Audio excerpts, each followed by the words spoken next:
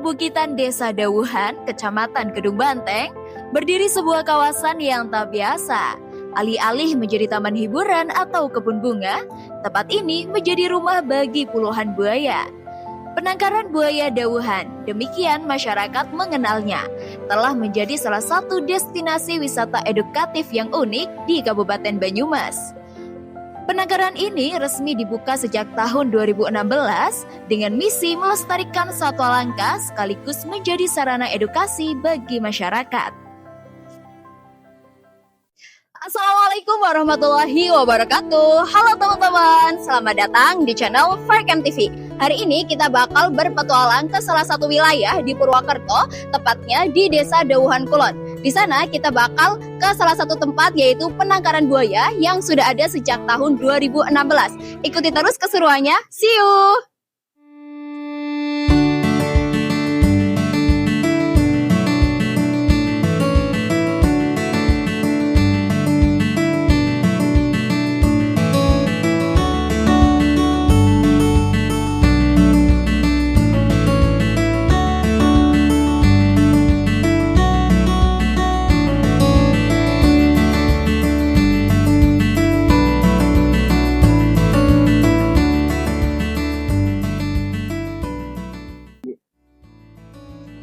Oke teman-teman, saat ini kita sudah sampai di Desa Dawuhan Kulon dan sebentar lagi kita bakal sampai ke tempat penangkaran buayanya. Jadi ikuti terus keseruan kita. Check it out!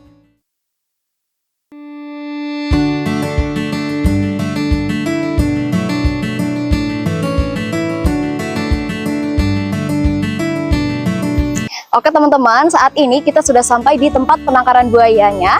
Ini bisa dilihat teman-teman, berikut adalah bangunan dari penangkaran buayanya yang dibangun cukup tinggi ya teman-teman.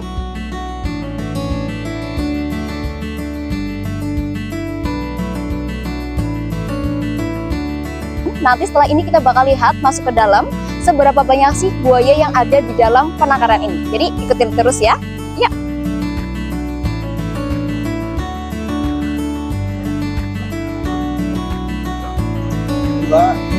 Halo Bapak, Assalamualaikum.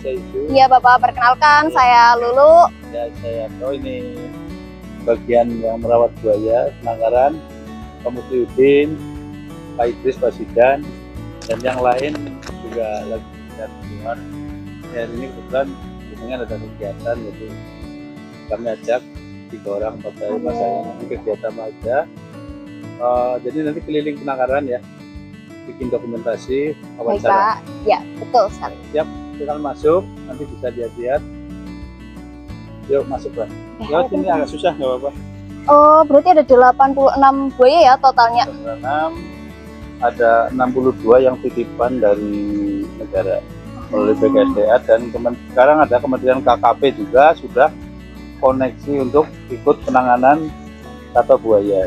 Jadi ada peraturan baru nomor 32, jadi tentang penanganan satwa liar buaya, karena KKP itu kan buaya dianggapnya sebagai satwa air ya, dan sama BKSDA yang kami sudah hampir 10 tahun dibina, dikasih perizinan sama BKSDA dan kami menerima titipan-titipan. Sisanya punya saya, yang breeding, hasil pengembangbiakan sama indukan ya. Hasil pengembangbiakan ya, ada? Ya ada. Saya punya masih sisa 24. Dulu lebih ada yang untuk souvenir, orang yang membutuhkan, dan lain-lain. Sejak kapan sih Bapak membangun atau mengadakan penangkaran buaya ini? Izinnya tahun 2016.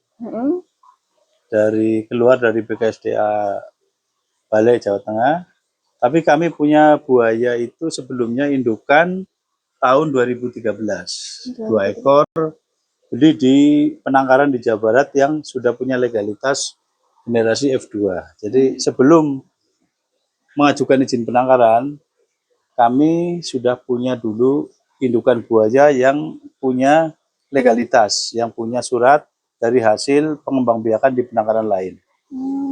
2016, sekarang 2025. 5 tahun. Izinnya per 5 tahun, ini sudah perpanjangan yang kedua. Perpanjangan yang kedua itu sejak tahun 2016 ya Pak? 2016 akhir Desember misalnya. Berarti ada perpanjangan lagi nanti di tahun 2026 ya? 2027 karena 2016-nya kan di Desember, jadi kurang 2 hari sudah 2017. Oh. Jadi sebenarnya 2017 kurang 2 hari gitu. Nah, Oke. Ini Pak, untuk nama penangkaran buaya ini namanya apa sih Pak? di sini kan desa Dawuhan Kulon, Ya. sebelahnya Dawuhan Wetan. Jadi saya kasih nama penangkaran Dawuhan. Dawuhan sendiri kalau nggak salah dari bahasa Sangsekerta itu kan artinya bendungan. Bendungan yang membuat atau mengakibatkan air itu tertampung. Nah di sini 2 desa ini termasuk pengairannya bagus dari sumber Sungai Logawa, Sungai Cangkok, Sungai Dawuhan yang menuju nanti arahnya ke Sungai Serayu. Jadi kami sesuaikan nama desa, kebetulan nama bendungan kalau nggak salah nama Dawuhan sendiri sesuai dengan habitat buaya kan. Buaya kan harus ada, dibutuhkan air, dibutuhkan panas seperti itu. Jadi namanya penangkaran buaya Dawuhan. Kalau visi misi nih Pak, visi misi dari penangkaran ini ada nggak sih? Visi misinya kami kan dari pencinta reptil ya. Iya betul. Harapannya kami berawal bahwa karena penangkaran buaya itu satwa yang dilindungi, kita pengen piara buaya secara legal, jadi harus pakai izin kan, supaya kami bisa buaya. Nah ke depan keinginannya kami bisa ikut terlibat konservasi, jadi buaya itu bisa dipiara masyarakat dengan legal jika dibutuhkan, atau kalau mungkin nanti bisa menghasilkan ekonomi, seumpama nanti berkembang biaknya lebih baik, kan bisa menghasilkan profit untuk kehidupan kami merawat buaya itu sendiri kan, walaupun susah, misalnya untuk menjual ke kulit dan lain-lain gitu kan. Jadi awalnya kami kan dari reptil ingin terlibat konservasi karena buaya sifat dilindungi. Kalau ular kan sudah banyak gitu kan, banyak ular-ular yang tidak harus izin penangkaran karena mengembangbiakan, walaupun juga banyak yang belum izin. Jadi ingin terlibat konservasi dengan harapan bisa menghasilkan ekonomi, walaupun untuk penghasilan ekonomi kami belum tercapai ekspektasi ke situ kan, karena sulitnya pengembangbiakan, perawatan, apalagi buaya-buaya di sini kan kebanyakan kami jadi sukarelawan untuk menampung buaya titipan-titipan dari negara yang dari penyerahan masyarakat tidak berizin, maupun buaya-buaya yang konflik tertangkap di seperti muara, pinggir laut, di sungai dan lain-lain yang masuk perkampungan seperti itu. Oke teman-teman, terima kasih. Begitu ya dari sesi wawancara kita. Saya Lulu pamit undur diri. Wassalamualaikum warahmatullahi wabarakatuh. Assalamualaikum warahmatullahi wabarakatuh. Oke teman-teman, sekarang kita bakal jalan-jalan ke area penangkaran buaya ini dan kita bakal lihat bagaimana cara buaya itu makan dan seberapa tinggi sih cara mereka melompat ketika dikasih makan itu. Oke, sekarang ikutin kita terus. Oke teman-teman, kita bakal lihat bagaimana cara teman-teman dari penangkaran ini ngasih makan ke buayanya. Oke, yuk kita lihat. Siap. Hey, tindakan ini bukan untuk ditiru ya teman-teman.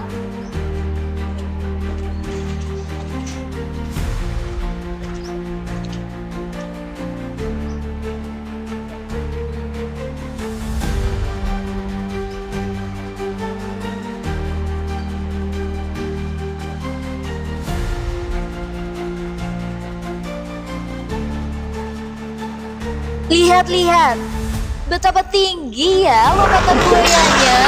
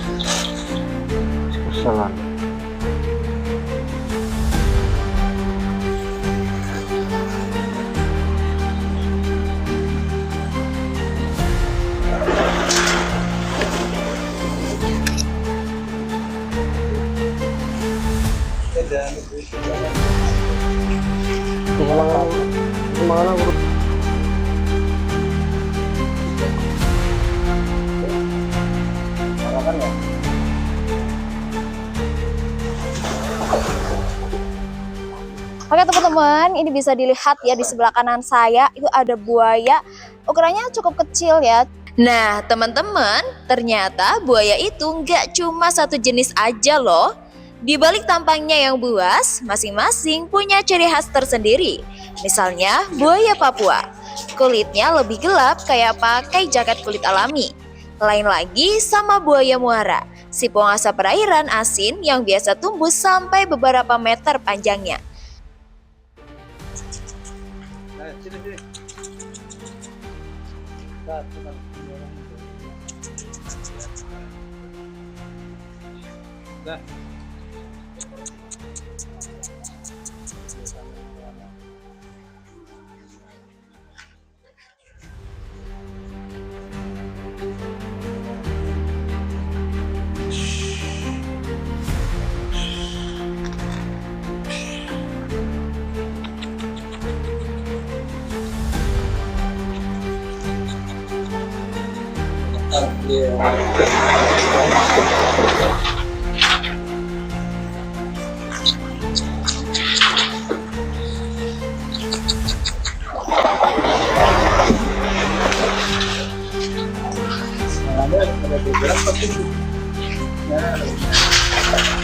Nah, ada juga buaya sinyulong yang paling gampang dikenali karena moncongnya yang panjang dan lancip banget. Pas banget sama habitatnya yang hidup di muara air dan makanan utamanya adalah ikan.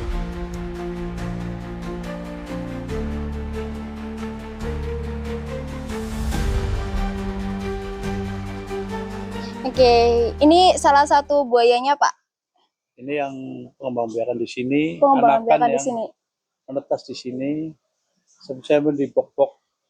Ada yang ukuran segini, ada yang mesti lebih kecil, yang lahiran di awal tahun ini ada yang lebih kecil. Oh, Ini udah 2 tahun lebih. udah 2 tahun lebih. Kalau ini namanya jenisnya muara. buaya apa? Di muara. Muara. Oke, teman-teman, ini salah satu jenis buaya muara ya. Lagi aku pegang. Ini usianya 2 tahun teman-teman. Ya, mau lihat moncongnya? Iya. Ya. Tapi nggak boleh ditiru sama yang tidak pengalaman, karena Iya. ini hewan buas. Sifat buasnya kalau yang nggak tahu triknya tetap berbahaya. Nggak boleh ditiru sama anak-anak yang tidak didampingi sama orang yang punya ahlinya. Punya ahlinya. Mau nanya apa lagi? Oh ya Pak, kalau mau lihat proses penetasan telur sama inkubasi itu bagaimana Pak? Kalau inkubator ada di ruangan. Ada di ruangan. Kalau bertelur tahunya ya pada di musim bertelur itu Desember. Tapi saya bisa unjukin filenya itu ada masih di komputer. Oh, boleh Pak, ya mau lihat.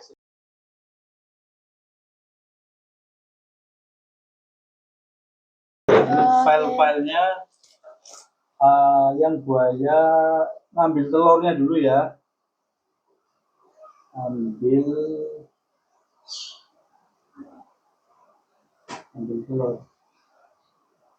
Ini udah ambil telur saja sudah banyak sekali nih filenya nih. Iya. Nah ini pas ngambil telur nih ya. Ini kan bawa alat kami ke penangkaran nih. Di balik ganasnya buaya, ada proses alami yang menarik banget buat kita pelajari, terutama saat masa inkubasi telur. Saat induk buaya bertelur, mereka biasanya menyembunyikan telur-telurnya di gundukan tanah atau ditumpukan daun kering biar tetap hangat dan aman. Suhu sarang itu penting banget loh teman-teman, karena bisa menentukan jenis kelamin anak buaya yang bakal menetas. Nah, waktu petugas melakukan pengambilan telur, prosesnya nggak bisa asal. Buaya betina biasanya masih siaga di sekitar sarang, jadi petugas harus berhati-hati. Biasanya buaya diikat dulu untuk menghindari serangan mendadak, bukan buat disakiti, tapi demi keselamatan semua pihak. Setelah aman, barulah telur dikumpulkan satu persatu dengan hati-hati dan dipindahkan ke tempat inkubasi buatan yang suhunya sudah dikontrol dengan cermat. Semua itu dilakukan supaya bayi-bayi buaya bisa menetas dengan selamat dan tumbuh jadi generasi baru penguasa air yang kuat dan sehat. Dari proses yang penuh ketelitian itu, kita bisa lihat kalau konservasi buaya bukan cuma soal menjaga hewan liar, tetapi juga tentang merawat keseimbangan alam. Setiap telur yang menetas adalah harapan baru bagi kelestarian spesies ini. Jadi, kalau nanti kamu lihat buaya, ingat ya, di balik kulit keras dan tatapan tajamnya, ada kisah panjang perjuangan hidup yang dijaga dengan sepenuh hati.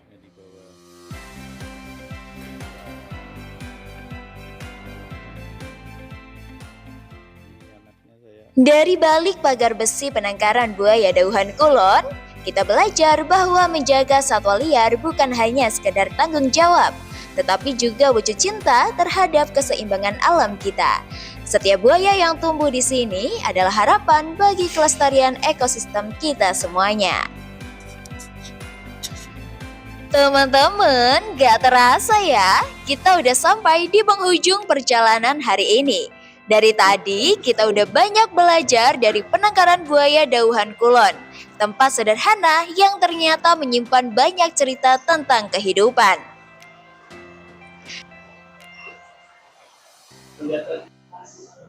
Di balik kandang-kandang besi ini ada kisah perjuangan manusia dan alam yang saling belajar untuk memahami. Setiap telur yang menetas, setiap bayi buaya yang tumbuh besar menjadi bukti kecil bahwa alam masih punya harapan asal kita mau menjaganya.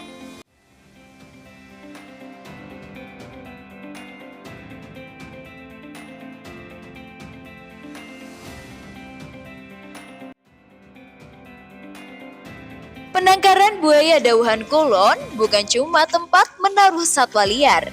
Ia juga jadi ruang belajar tentang kesabaran, tanggung jawab, dan keseimbangan. Bahwa makhluk yang sering kita anggap berbahaya pun punya hak yang sama untuk hidup di dunia ini. Mau cuci tangan nggak? Apa kok?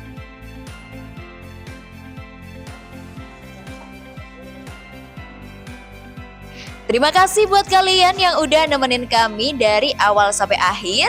Semoga dari tempat ini kita bisa belajar bahwa menjaga satwa liar bukan beban, tetapi bentuk cinta paling tulus pada keseimbangan alam. Kami 4Cam TV pamit undur diri. Sampai ketemu lagi di cerita alam berikutnya. Bye-bye semuanya.